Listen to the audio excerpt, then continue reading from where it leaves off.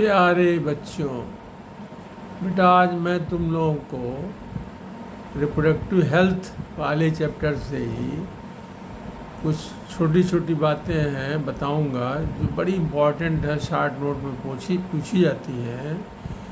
और जैसा कल वीडियो में बताया था कि ये थियरी टाइप है, इसमें थोड़ा डेटा वगैरह है या और सब चीज़ याद करना होगा।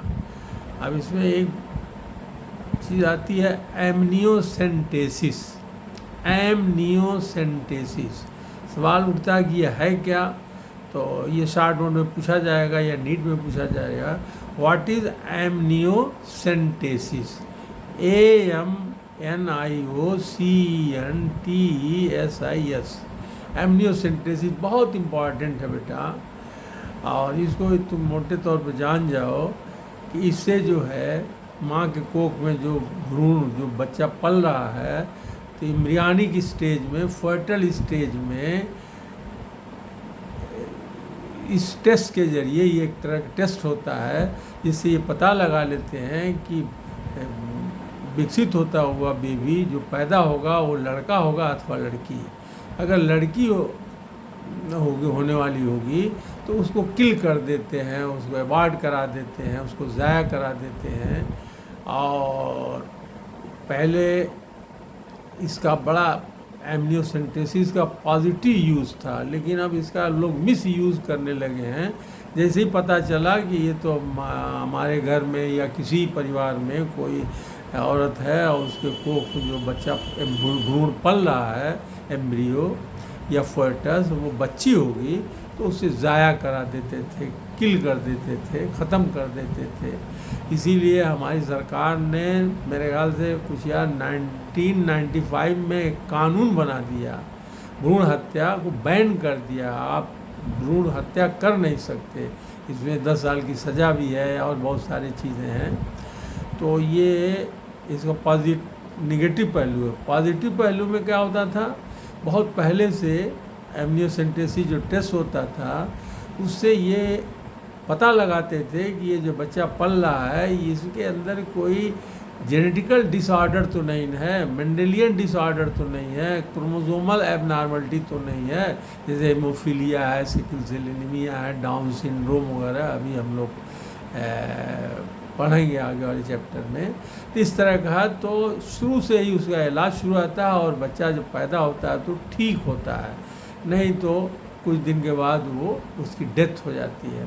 तो इसके दो पहलू हैं एमनियोसेंटेसिस के, एक पॉजिटिव, दूसरा निगेटिव। तो पहले मैं थोड़ा सा निगेटिव पहलू ले रहा हूँ जो आजकल बड़ा चलन में है कि what is amniocentesis? It is a foetal sex determination. Foetal के लिंग के निर्धारण की जांच की जाती है, तो it is a foetal sex determination. अब फर्टल, व्हाट इज़ फर्टल बता चुका हूँ। The imperfect form of embryo is called foetus. तो it is a foetal sex determination test based on the chromosomal pattern, और जो क्रोमोसोमल पैटर्न के हिसाब से in the amniotic fluid which encloses embryo. अब यहाँ पे आता है कि एम्ब्रियो है, एमनियोटिक फ्लूइड क्या होता है, एमनियन क्या होती है, एमनियोटिक कैविटी क्या होती है।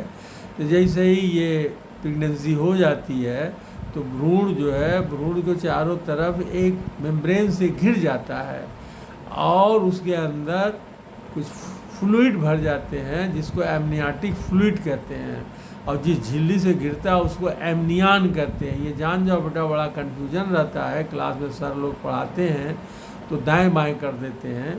तो what is amnion? Amnion is a membrane surround the embryo, जो एम्ब्रियो को चारों तरफ घिरी होती है, और उसके अंदर जो कैविटी होती है, गुहा होती है जिसके अंदर एम्ब्रियो रहता है, उसके अंदर फ्लूइड भरा होता है, लिक्विड, जिसे कहते हैं एमनियोटिक फ्लूइड। इसका काम क्या होता है? इट प्रोटेक्ट, इसकी सुरक्षा की दृष्टि से, डेसिकेशन, ड्राइनेस से, कहीं एम्ब्रियो सूख न जाए, इसलिए डेसिकेशन से, साथ ही साथ एक्सटर्नल प्रेशर या शाक, कोई बाहर से शाक लग जाए, धक्का लग दे, कोई मार दे, कोई बात हो जाए तो एम्ब्रियो पर असर न पड़े। तो इस तरह से ये एमनियन, एमनियाटिक मेम्ब्रेन और एमनियाटिक फ्लूइड ऑफ ये आपके एम्ब्रियो।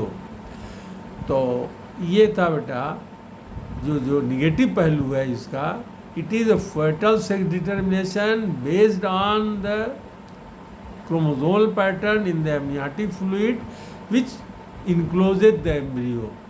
एम्ब्रियो के अंदर से, फर्टस के अंदर से सिरिंज के ज़रिए एब्डामन के अंदर से, यूट्रस के अंदर सिरिंज से लिक्विड निकाल लिया जाता है, जिसको लैब में टेस्ट करते हैं।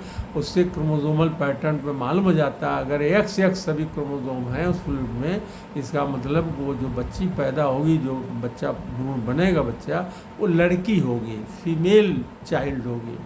और जैसे ही सुनते देर नहीं, गार्जियंस, उसके घर के लोग उसको किल कर देते हैं, अबॉर्ट करा देते हैं। ये तो उसका निगेटिव पहलू। इसीलिए हमारी सरकार ने एक ये स्टैट्यूटरी बैन कर दिया, लीगली एक कानून बना दिया है, भ्रूण हत्या जो है ये आप नहीं कर सकते। इसका फोटोसाइटिस जिसको कहते हैं, भ्रूण का टेस्ट किसी भी नर्सिंग होम या हॉस्पिटल में नहीं किया जा सकता। जाओ जैसे ही घुसोगे तो बाहर लिखा रहता है। और इसका निगेटिव पहलू क्या था? The testing of a sample of amniotic fluid. ये पॉजिटिव है, अच्छा पहले यही होता भी था। The testing of a sample of amniotic fluid